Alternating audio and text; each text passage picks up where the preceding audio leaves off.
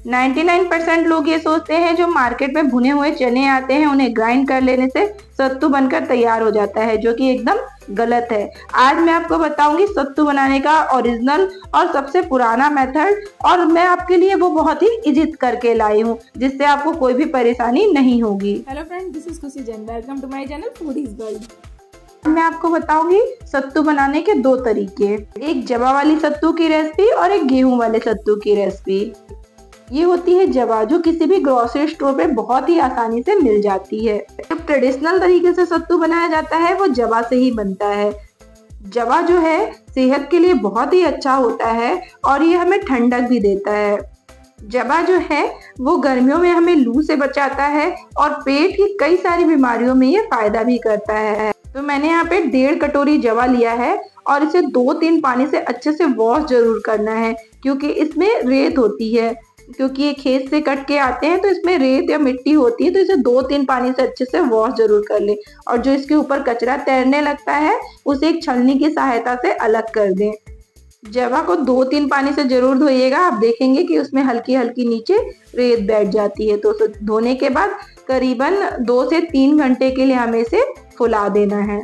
तो यहाँ पे दूसरे तरीके से सत्तू बनाने के लिए मैंने यहाँ पे गेहूं का यूज किया है। मैंने यहाँ पे नए गेहूं लिए हैं, वो भी यहाँ पे मैंने 1.5 कटोरी लिए हैं। तो इसे भी एक बार अच्छे से वॉश करने के बाद इसे भी 2 से 3 घंटे के लिए फूलने रख देना है।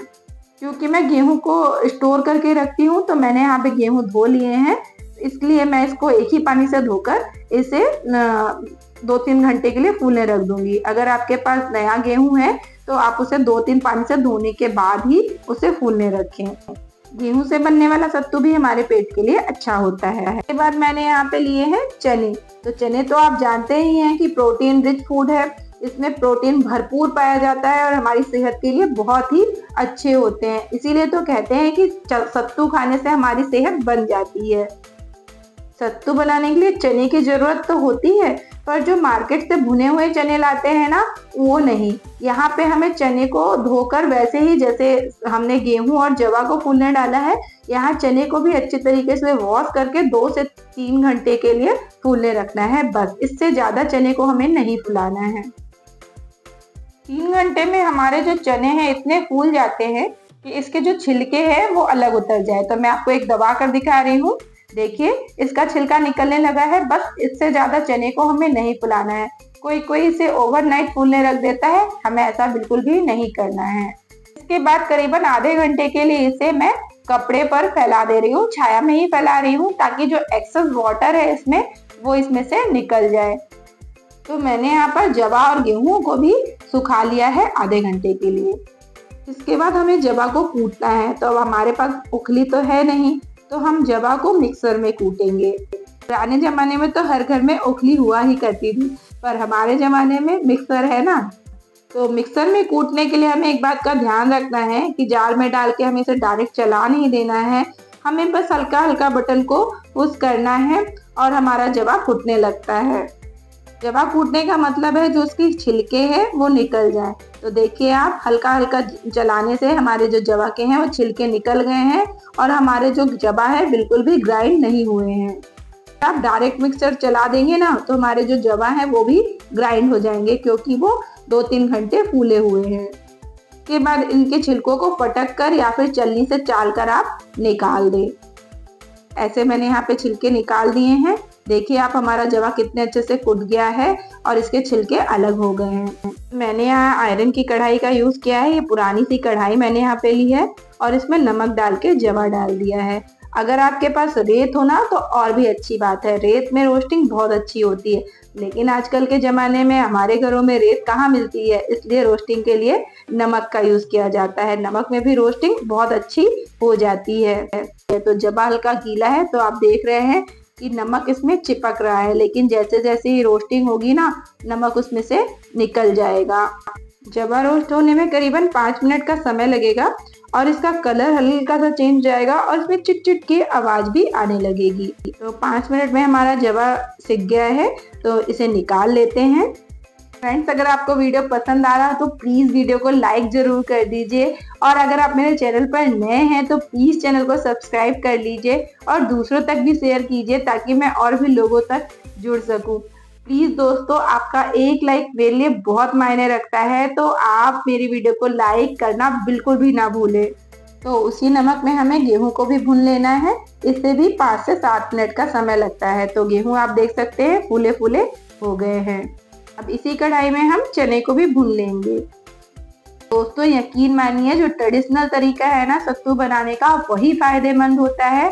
और जो ये आजकल के सत्तू जो होते हैं मार्केट में मिलते हैं, वो इतने फायदेमंद नहीं होते हैं। जवा से जो सत्तू बनता है वो जो पेट को ठंडक और राहत देता है, उसका कोई भी मुकाबला नहीं है। घर पर गेहूं से भी सत्तू आसानी से बना सकते हैं। चने भुनने में हमें करीबन 15 से 20 मिनट का समय भी लग जाएगा, क्योंकि चने यहाँ जो होते हैं गीले अच्छे हो जाते हैं, उसमें पानी भर जाता है तो उसे सुखाने में टाइम लगता है।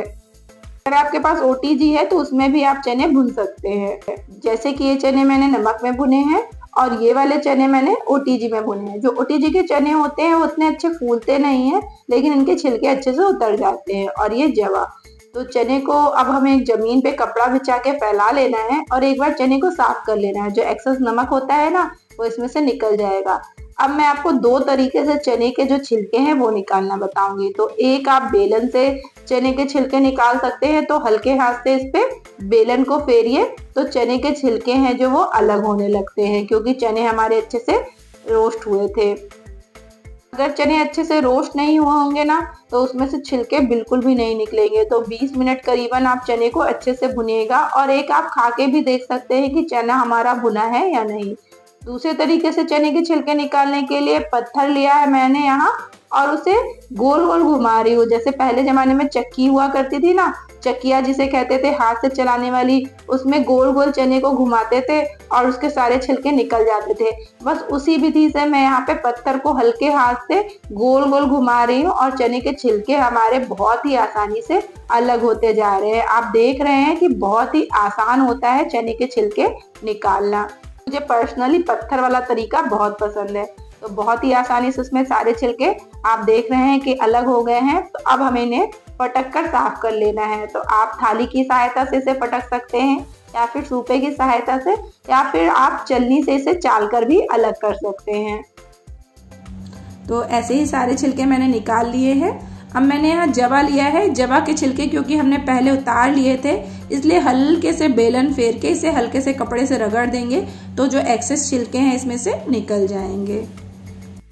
तो यहाँ पे हमारा जवा रेडी है। चने के छिलके भी अच्छे तरीके से उतर गए हैं और गेहूं को तो हमें कुछ करना ही नहीं था, सिर्फ रोस्ट ही करना था। तो जवा में जो चना है उन दोनों को मिक्स कर लेंगे पहले हम अच्छी तरीके से। अभी मैं गेहूं वाला सतुआ नहीं बता रही हूँ आपको, पहले जवा और चने वाला सतुआ आपको बताऊंगी, फिर गेहूं वाला सतुआ मैं आपको बताऊंगी। इस सतुए का टेस्ट ना एकदम अमेजिंग आता है। आप जरूर ट्राई कीजिएगा ये रेसिपी। यकीन मानिए, ये ट्रेडिशनल तरीका है सतुआ बनाने का, आपको कोई भी नहीं बताएगा।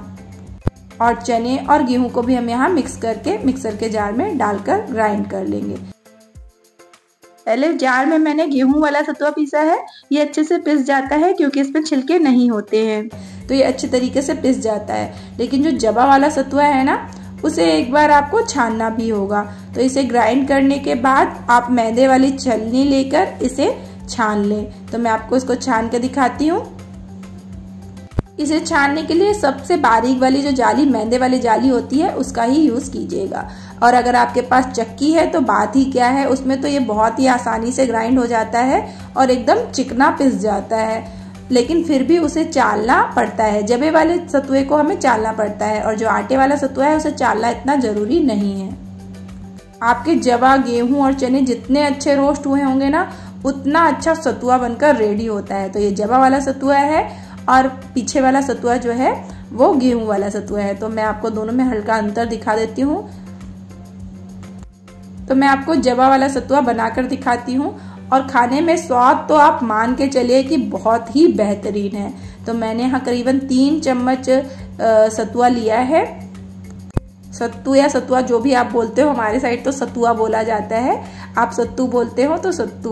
और इसमें मैंने थोड़ी सी शक्कर, 2 चम्मच करीबन शक्कर मिलाई है।